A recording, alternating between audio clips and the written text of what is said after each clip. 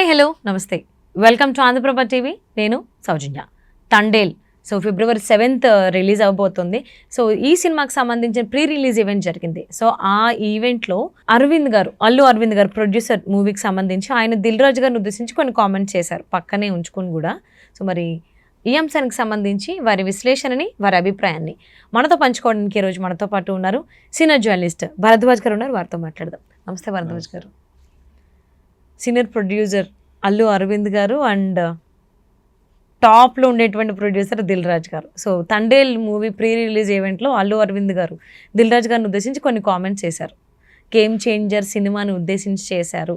ఒకటి పడిపోతే ఇంకొకటి లేపింది, ఇలా నేను నువ్వు కాపాడుకున్నావు అనే కొన్ని అర్థం వచ్చేలా కొన్ని కామెంట్స్ చేశారు.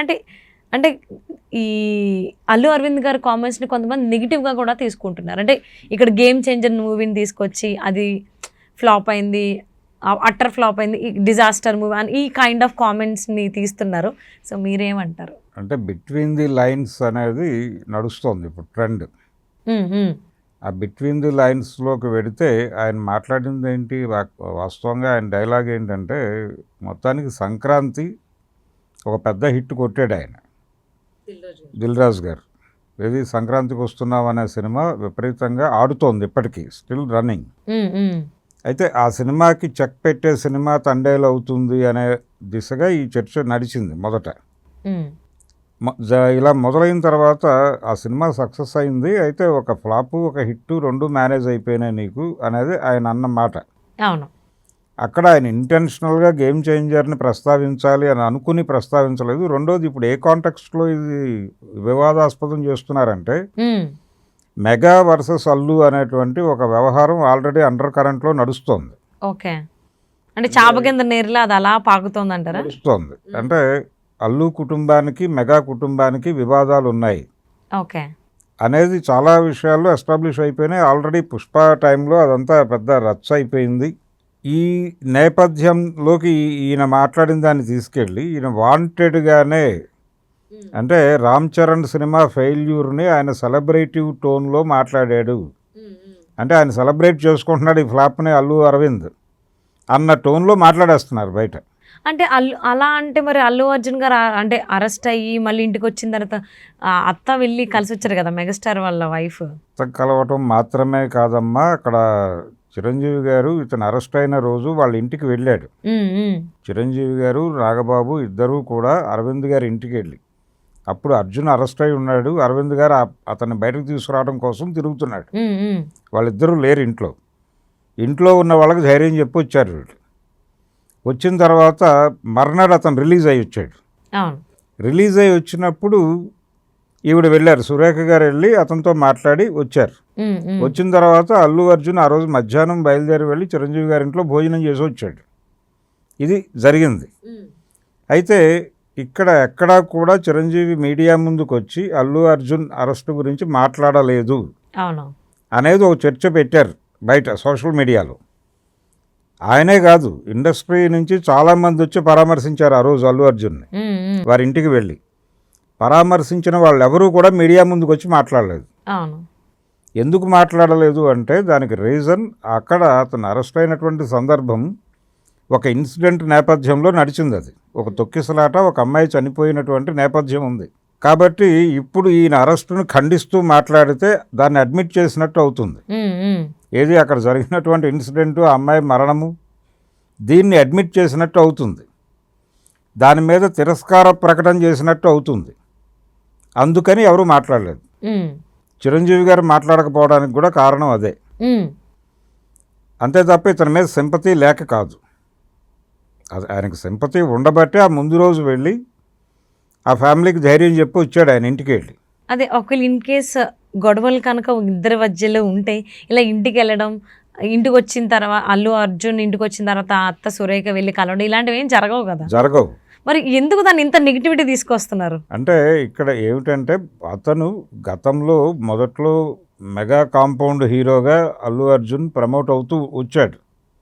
అంటే నా రైజ్ వెనకాల చిరంజీవి గారు ఉన్నారు, పవన్ కళ్యాణ్ గారు ఉన్నారు అని మాట్లాడేవాడు ఆయన. ఆ తర్వాత ఒక మూవీ ఫంక్షన్కి వీళ్ళెవరూ హాజరు కాలేదు. అంటే ప్రతి ఫంక్షన్లోనూ ఎవరో ఒక మెగా హీరో ఉండేవాడు వేదిక మీద. ఉమ్, ఉమ్, ఒక ఈవెంట్లో లేకపోయేసరికి జనాల నుంచి పవన్ కళ్యాణ్ అని కేకలు వినిపించినప్పుడు ఎందుకు రాలేదో చెప్పండి అనే డిమాండ్ రూపంలో వచ్చినప్పుడు చెప్పను అన్నాడు ఆయన. ఈ చెప్పను బ్రదర్ అనేటువంటి డైలాగే కీలకంగా అయిపోయింది, మారింది. ఉమ్, ఉమ్. సో ఆయన చెప్పను అన్నాడు కాబట్టి ఎందుకు చెప్పాలి అన్న టోన్లో మాట్లాడాడు కాబట్టి వీళ్ళ మధ్య ఏవో గొడవలు ఉన్నాయి అనేది అక్కడి నుంచి బిట్వీన్ ది లైన్స్. అది కూడా ఓకే. ఆ బిట్వీన్ ది లైన్స్ పట్టుకొచ్చి వీళ్ళు ఈ రెండు కుటుంబాల మధ్య ఘర్షణ ఉంది అనేది ఎస్టాబ్లిష్ చేస్తూ వస్తున్నారు. ఉమ్, ఉమ్, ఉమ్. దానికి నీళ్లు పోసి పెంచుతున్నారు బయట. అవును. అలాగే వీళ్ళ వ్యాపారాలు వీళ్ళవి, వాళ్ళ వ్యాపారాలు వాళ్ళవి. రెండోది చిరంజీవి గారు 150వ సినిమా గీతా ఆర్ట్స్లో చేస్తారని మొదట వినిపించింది. ఉమ్, ఉమ్. కానీ ఆ సినిమా ఆయన అక్కడ చేయలేదు. కొణిజల ఫ్యాక్టరీ అని చెప్పి వాళ్ళు విడిగా ఒక బ్యానర్ ప్రారంభించి రామ్ చరణ్ ప్రొడ్యూసర్గా ఆ సినిమా మొదలైంది. అయితే ఆ రోజు ఆ ముహూర్తం సన్నివేశ చిత్రీకరణ సందర్భంగా అరవింద్ గారు కూడా ఉన్నాడు అక్కడ. ఉమ్, ఉమ్. అరవింద్ గారి చేతుల మీదుగానే జరిగింది ఆ కార్యక్రమం అంతా. కానీ ఆయన బ్యానర్లో జరగలేదు. ఆ. వాంటెడ్గానే ఇది గీతా ఆర్ట్స్లో చేయదలుచుకోలేదు. అంటే అందరివాడు సినిమా తర్వాత గీతా ఆర్ట్స్లో చిరంజీవి గారు లేడు. ఈ సినిమా మళ్ళీ అక్కడ చేస్తారు అనుకున్నారు, చేయలేదు. సో గ్యాప్ ఉంది వీళ్ళిద్దరి మధ్య అనేది ఎస్టాబ్లిష్ అయిపోయింది. అయితే ఒకటి వాస్తవం, తను మెగా హీరోగా ఆ కాంపౌండ్ హీరోగా ఉండాలని అల్లు అర్జున్ అనుకోలేదు. ఉమ్. అతను తన కెరియరు, తన ప్రోగ్రాము, తన సినిమాలు తను డిజైన్ చేసుకోవాలని అనుకున్నాడు. అది తప్పేం కాదు. ఉమ్. అలాగే అల్లు అర్జున్ ఎదుగుదల వెనకాల మెగా కాంపౌండ్ సపోర్ట్ ఉందని, లేకపోతే అతను అంత ఎస్టాబ్లిష్ అయ్యేవాడు కాదని ఒక అభిప్రాయం ఉంది. ఉమ్. దాదాపు ఇదే అభిప్రాయం చిరంజీవి గారి ఎర్లీ డేస్లో కూడా ఉంది. ఓకే.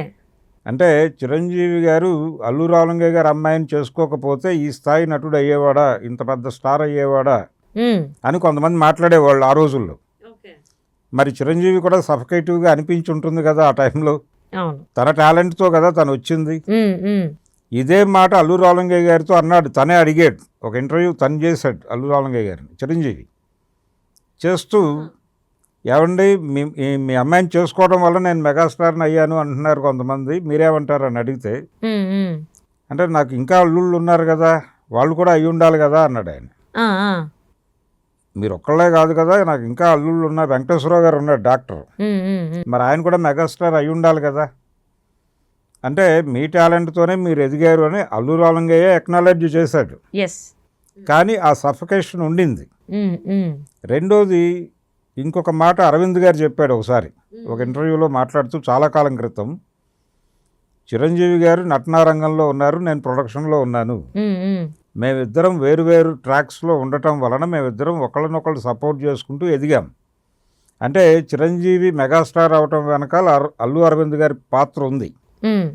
అలాగే అల్లు అరవింద్ అగ్ర నిర్మాతగా మారటం వెనకాల చిరంజీవి గారి పాత్ర కూడా ఉంది. ఉమ్. వీళ్ళిద్దరూ ఒకళ్ళకొకళ్ళు చేదోడు వాదోడుగా ఉంటూ ఇద్దరూ పెరిగారు. ఉమ్. ఇది వాస్తవం. ఉమ్. అయితే వీళ్ళిద్దరి పిల్లలు రామ్ చరణ్ అండ్ బన్నీ, ఉమ్. వీళ్ళిద్దరూ ఒకే ఏరియాలో ఉన్నారు, నటనా రంగంలో ఉన్నారు ఇద్దరు. నటనా రంగంలో ఎప్పుడైతే అల్లు అర్జున్ వచ్చాడో ప్రతి ఒక్కళ్ళతోనూ వృత్తిపరమైన స్పర్ధ ఉంటుంది. పవన్ కళ్యాణ్తో ఉంటుంది, చిరంజీవి అతనికి పోటీ హీరోనే, మేనమావ అయి ఉండొచ్చు కానీ పోటీయే. ఉమ్. తండ్రి కొడుకుల సినిమాలు రిలీజ్ అయినప్పుడు కూడా పోటీ ఉంటుంది. అదే. నా సినిమాయే హిట్ అవ్వాలని తండ్రి అనుకుంటాడు, నా సినిమా హిట్ అవ్వాలని కొడుకు అనుకుంటాడు, ఉమ్. అలాగే అల్లుడు అనుకుంటాడు, మామ అనుకుంటాడు. సో వృత్తిపరమైన స్పర్ధ ఉంది వీళ్ళ మధ్య. ఓకే. దాన్ని అరవింద్ గారే చెప్పాడు. ఉమ్, ఉమ్. మేమిద్దరం వేరువేరు రంగాల్లో ఉన్నాం కాబట్టి మా మధ్య ఆ రకమైన ఘర్షణలు ఎప్పుడు బయటికి రాలేదు. ఓకే. మేమిద్దరం ఒకళ్ళకొకళ్ళు తోడ్పాటును అందించుకుంటూ ఇద్దరం మా రంగాల్లో ఎదిగాం. కానీ మా పిల్లల దగ్గరకు వచ్చేసరికి వాళ్ళిద్దరూ ఒకే ఏరియాలో ఉండటం వలన ఒక వృత్తిపరమైన స్పర్ధ కనిపిస్తోంది అన్నాడు ఆయన. ఈ స్పర్ధ చిరంజీవితోనూ ఉంటుంది, పవన్ కళ్యాణ్తో కూడా ఉంటుంది. సో అంటే ఇప్పుడు తండేల్ మూవీ ప్రీ రిలీజ్ ఈవెంట్లో అల్లు అరవింద్ గారి కామెంట్స్ ఏవైతే ఉన్నాయో దిల్ రాజు గారిని ఉద్దేశించి, ఒక సినిమా పడిపోతే ఇంకో సినిమా నిన్ను లేపింది, ఐటీ రైట్స్ని కూడా నువ్వు వెల్కమ్ చేసి నిలబడ్డావు అనే కామెంట్స్ని చాలామంది నెగిటివ్గానే తీసుకుంటున్నారు. సో నెగిటివ్గా తీసుకోవాల్సిన అవసరం లేదు. అది దిల్ రాజు గారిని ఉద్దేశించి మాత్రమే మాట్లాడాడు. ఆయన దృష్టిలో రామ్ చరణ్ లేడు, చిరంజీవి లేడు, మెగా కాంపౌండ్ లేదు. ఆయన అదే ప్లాట్ఫామ్ లో ఉన్నటువంటి ఇంకొక వ్యక్తి అల్లు అరవింద్ గారికి. అంత ఈయన డిస్ట్రిబ్యూటర్ ఆయన. ఉమ్, ఇప్పుడు దిల్ రాజు గారు డిస్ట్రిబ్యూటర్, ప్రొడ్యూసర్ మాత్రమే కాదు, ఆయన డిస్ట్రిబ్యూటర్ కూడా. ఆ హోదాలోనే ఉన్నాడు ఆ ఫంక్షన్లో ఆయన. ఆ హోదాలో ఉండటం, అలాగే ఆయన తోడ్పాటుతోనే మా సినిమాలు నడుస్తున్నాయనే పద్ధతిలో బన్నీవాసు కూడా మాట్లాడాడు. ఉమ్, ఉమ్, కాబట్టి ఆ ఏరియాలో అలా ఒక చిన్న అప్రిసియేషన్ డైలాగ్ అది, అంతకుమించి ఏమీ కాదు. అంటే నీకు ఇది ఈ సంక్రాంతి ఒక మిక్స్డ్ ఇది రిజల్ట్ని ఇచ్చింది అని చెప్పడం మాత్రమే ఆయన ఉద్దేశం. రామ్ చరణ్ని కించపరచడమో లేకపోతే చిరంజీవిని కించపరచడమో మెగా కాంపౌండ్ని కించపరచడమో ప్రోగ్రాం కాదు అక్కడ. కానీ వాళ్ళు ఏం మాట్లాడినా దాన్ని ఏదో ఒక ఇష్యూ చేయటం అనేది కొంతమంది ఆ ప్రోగ్రాంలో ఉన్నారు. ఉమ్, ఉమ్, ఆ ప్రోగ్రాంలో ఉండటం వలన ప్రతిదీ ఇష్యూగా మారుతోంది. అదే నేను ఇందాక చెప్పినట్టుగా ఆయన అల్లు అర్జున్ అరెస్ట్ అయినప్పుడు ఎందుకు మెగా హీరోలు ఎవరూ మాట్లాడలేదు, ఈవెన్ నాగబాబు కానీ ఎవరూ మాట్లాడలేదు. అలాగే ఆయన ఒక ట్వీట్ చేశాడు పవన్ కళ్యాణ్. ఉమ్, ఆ ట్వీట్ని కూడా తీసుకొచ్చి ఇది అల్లు అర్జున్కి నెగిటివ్గా మాట్లాడాడు ఆయన అనే టోన్లో ఎస్టాబ్లిష్ చేస్తూ మాట్లాడారు. ఉమ్, ఉమ్, కానీ తగ్గి ఉండాలి, మనం కొంచెం అంటే హంబుల్గా ఉండాలి, సబ్మిసివ్గా ఉండాలి, కొంచెం కన్ఫెస్ అయ్యి ఉంటే బాగుండేది ఆ సంఘటన సందర్భంగా. ఉమ్, ఉమ్, ఆ తొక్కిసలాట అమ్మాయి చనిపోయిన సందర్భంలో ఆయన వ్యవహరించిన తీరు పట్ల కొన్ని విమర్శలు ఉన్నాయి. అది ఆయన కూడా గుర్తించాడు తర్వాత లేటర్ ఆన్. అంటే నడుస్తున్న క్రమంలో పోలీసులు విచారణ కోసం పిలిచిన సందర్భంలో ఆయన కన్ఫెస్ అయ్యాడు అక్కడ. ఉమ్, ఈ కన్ఫెసివ్ టోన్లో మొదటే మాట్లాడి ఉంటే ఇక్కడ దాకా జరిగేది కాదు అసలు. ఉమ్, అదంత ఇష్యూ అయ్యేది కాదు. ఆయన దగ్గరికి ఎప్పుడైతే విషయం తెలిసిందో వెంటనే రియాక్ట్ అయ్యి నేను నిలబడతాను అని కనుక ఆయన లేచి వాళ్ళతో కదిలి ఉంటే అది ఇంత ఇష్యూ అయి ఉండేది కాదు, ఇంత డిస్కసివ్ పాయింట్ అయ్యేది కూడా కాదు. కానీ జరిగిపోయింది. yes, జరిగిపోయిన దాని గురించి తవ్వుకోవటం అనవసరం. రెండోది ఆయన చాలా ఇప్పటికీ ఆ నష్టం ఎలా భర్తీ చేయాలనేటువంటి వ్యవహారంలో ఉన్నారు. ఉమ్, ఉమ్, ఇప్పుడు వినిపిస్తున్న ఇంకొక మాట ఏమిటంటే గీతా ఆర్ట్స్ బ్యానర్లో రామ్ చరణ్తో ఒక సినిమా చేసేటువంటి ఆలోచనతో అరవింద్ గారు ఉన్నారు అనేటువంటి ఒక మాట కూడా వినిపిస్తోంది. ఓకే, అది కూడా తండేల్ డైరెక్టర్ చందు మొండేటితోనే చేయించాలి అని. ఉహు, అంటే ఒక పాన్ ఇండియా సబ్జెక్టు నువ్వు డిజైన్ చేస్తే రామ్ చరణ్తో చేద్దాము అనే ఒక ప్రతిపాదన అరవింద్ గారి నుంచి చందు మొండేటికి వెళ్ళింది అనేది సూచనప్రాయంగా ఆయనే చెప్పాడు, ఉమ్, ఉమ్, చందు మొండేటి. దాని మీద ఎవరు మాట్లాడరు. అదే, ఇది ఎందుకు చేస్తున్నాడు ఆయన వాంటెడ్గా అంటే దీనికోసమే. రెండోది ఈ గొడవలు జరుగుతున్నాయి వీళ్ళ మధ్య అని చెబుతున్న టైంలోనే రాజమండ్రిలో హోమియోపతి కాలేజీలో అల్లు రామలింగయ్య గారి విగ్రహావిష్కరణకి అరవింద్ గారు చిరంజీవి గారు ఇద్దరు కలిసి వెళ్ళి మాట్లాడారు. ఉమ్, ఉమ్. ఇవేవి కనిపించవు ఎవరికి. ఏమేం కనిపించట్లేదు, ఏమీ లేని దానికే వీళ్ళు ఏదేదో రాసుకుంటున్నారు, చేసుకుంటున్నారు. సో మాకు క్లారిటీ, ఇంకో కొత్త అంశాన్ని కూడా మాకు తెలియజేసినందుకు థ్యాంక్ యూ సో మచ్ అండి. Thank you.